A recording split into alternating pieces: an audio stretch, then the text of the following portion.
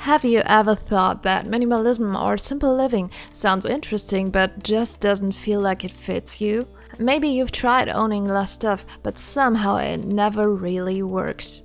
Then watch this video, because today we're going to talk about 11 minimalism rules that work even if you're not a minimalist.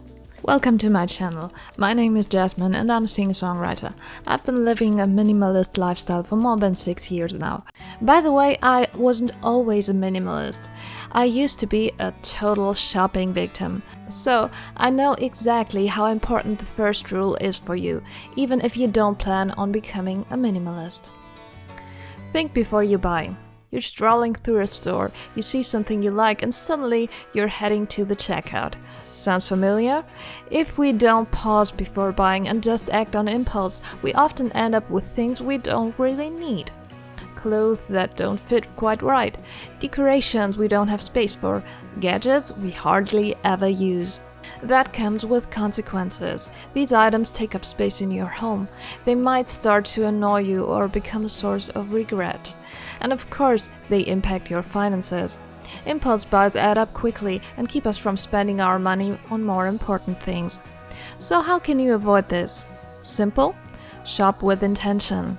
Don't go shopping for fun. Only buy something if you've needed or wanted it for a while. And when shopping online, add the item to a wish list and wait a few days. This little psychological trick helps reduce the urge to buy right away. If you still want the item after a few days, you probably really need it, or you expect it to genuinely improve your life. There's another minimalism rule that not only saves money but also helps bring more order to your home. We'll go to that in a moment, but first let's stay with shopping for a second. In stores, everything looks good. Things usually look better in stores. That's what Sandra Bullock says in the movie The Blind Side to her protege Michael when they go shopping together for the first time. She tells him to only buy things he's 100% convinced about, because back at home we often like them less. That's advice I want to pass on to you. If you already feel unsure in the store, skip it. Chances are you'll lose interest quickly, and the item will become more of a burden than a joy. Declutter first, then organize. If you've been on my channel before, you know I love storage boxes. I use them for practically everything.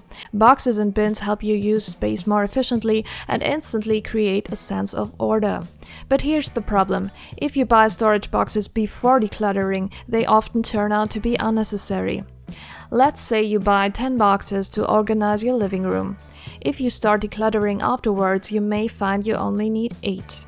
Or you realize that some items would be better stored in another room, but your boxes don't fit there. Avoid this mess. Declutter first, then find smart storage for what's left. The next rule will also help you maintain order more easily. Everything needs a home. If you don't have enough space, clutter is inevitable. You'll start stuffing things wherever they fit and improvising. It gets even more frustrating when items don't have a fixed place, because you can't find them when you need them. If you're anything like me, that drives you crazy. So, use your space wisely, use smart storage solutions, assign every item a permanent home. That alone makes your home so much easier to manage. Before we move on to a rule that will help you with your finances, don't forget to subscribe to the channel so you don't miss anything in the future, and together we'll simplify your life. Avoid consumer debt. If you can't afford something right away, skip it. I'm not talking about financing your house or a car you need for work. I'm talking about buying things you want but you can't really afford, so you pay in installments. Installment plans and consumer loans are very harmful to your finances.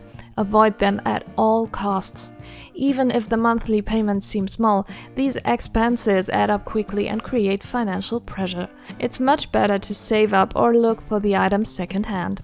Next, let's talk about why your brain is actually working much harder than you think. But first, a tip that will keep your home tidy long term. Declutter regularly. Even if you're not a minimalist, you change over time. So do your habits and circumstances. That means some things become unnecessary or break. Don't let these items weigh you down. Even if you don't use them, they still take up space and require cleaning. That's just not worth it. I made it a habit to declutter at least 3 items every week, and usually it ends up being more. It's surprising how much stuff accumulates without us noticing. Now, let's talk about your brain's silent superpower: white space.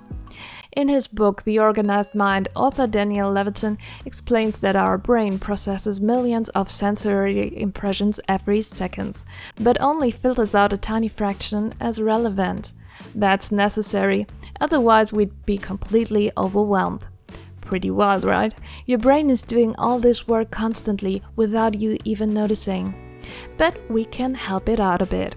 For example, by reducing visual noise at home. Meaning, don't leave stuff lying around. Or by creating quiet time in your schedule to let your brain rest.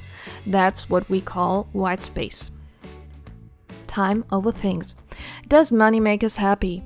The answer, like so often, is it depends. Yes, money can make us happy, but it depends on what you spend it on. Researchers found that we adapt quickly to material things. After the initial high, our happiness level returns to where it was before. But when we spend money on experiences, it's different.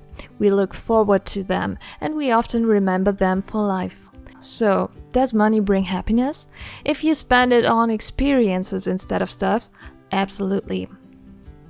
Say no without guilt. Even just reading it gives some people a guilty feeling, saying no. But it's important. You have to learn to set boundaries and protect yourself. If someone truly values you, they'll respect your boundaries and you'll find a solution together. And if not, then maybe there's not much to lose anyway. Avoid comparisons. The internet is full of people who seem better at everything, prettier, smarter, richer, but beating yourself up over it won't get you anywhere. Everyone is unique, with their own strengths and weaknesses. So work on the things you want to improve, and if you must compare yourself to who you were yesterday. Mornings. How you start your mornings sets the tone for your whole day. Did you know you burn more calories all day if you exercise in the morning? It doesn't have to be an hour at the gym. A short routine or a 10-minute walk is enough. Especially if you're trying to lose weight, but even if you're not, you'll feel more energetic, you'll boost your metabolism, and you'll even slow down aging. So give yourself a few minutes in the morning. You deserve this.